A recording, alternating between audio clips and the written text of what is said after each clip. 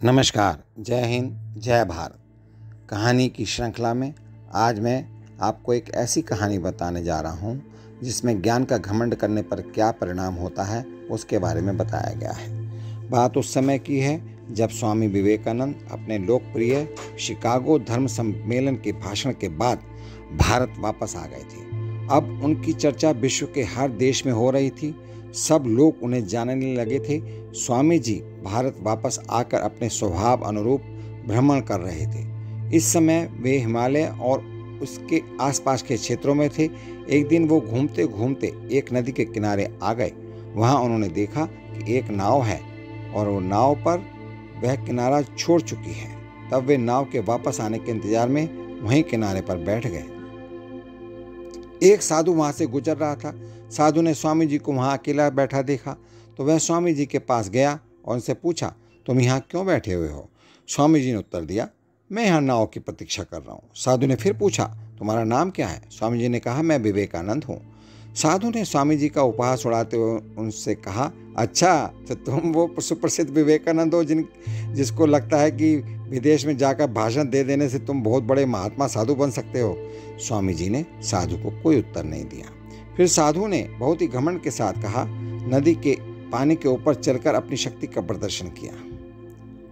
कुछ दूर तक चलने के पश्चात साधु ने स्वामी जी से कहा, क्या तुम मेरी तरह पानी पर पैदल चलकर इस नदी को पार कर सकते हो?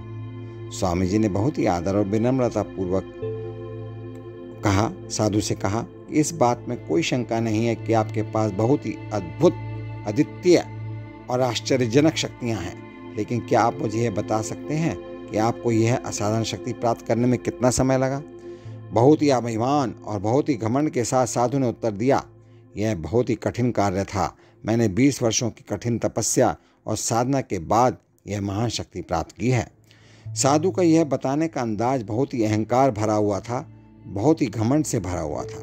यह देखकर स्वामी जी बहुत ही शांत स्वर में बोले, आपने अपने जीवन के 20 वर्ष ऐसी विद्या को सीखने में नष्ट कर दिए जो काम एक नाव 5 मिनट में कर सकती है। आप ये काम 20 वर्ष निर्धन, अभावग्रस्त गरीबों की सेवा में लगा सकते थे, या अपने ज्ञान और शक्ति का प्रयोग देश और देशवासियों की प्रगति में लगा सकते थे, लेकिन आपने अपने यह 20 वर्ष केवल 5 मिनट बचाने के लिए व्यर्थ कर दिए।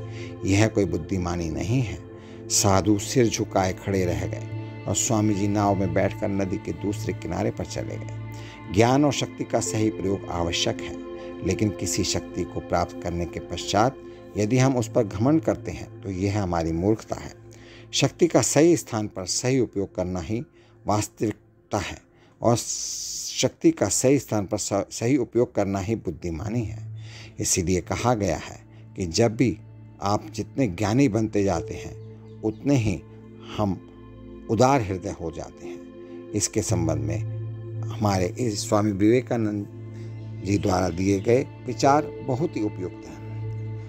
पृथ्वी, अग्नि, वायु, जल, आकाश का संतुलन बिगड़ता है तो प्रकृति में उलझनें पैदा हो जाती हैं। सत, रज, तम का संतुलन बिगड़ता है तो सामाजिक उलझनें बढ़ती हैं। वात, पित्त, कफ का संतुलन बिगड़ता है तो शरीर में उलझनें, बीमारियां आती हैं। लोभ, मोह, अहंकार का संतुलन बिगड़ता है तो शरीर, समाज और जीवन सभी में समस्याएं खड़ी हो जाती हैं। अतः जीवन में इस त्रिपुरासुर से बचने का निरंतर प्रयास करते रहना चाहिए और अपने हृदय को पवित्र रखना चाहिए, व्यवहार को मृदुल बनाना चाहिए और शांत रहते हुए बिना किसी को दुख पहुंचाए अपने मार्ग पर सतत चलते रहना चाहिए। यही हमारे स्वामी विवेकानंद जी की शिक्षाएं हैं। इन्हीं शब्दों के साथ मैं आप सभी परिवारजनों के लिए हार्दिक शुभकामनाएं करता हूं। आप हमेशा स्वस्थ, सुखी और संपन्न रहें। इन्हीं शब्दों के साथ नमस्कार, जय हिंद, जय भारत।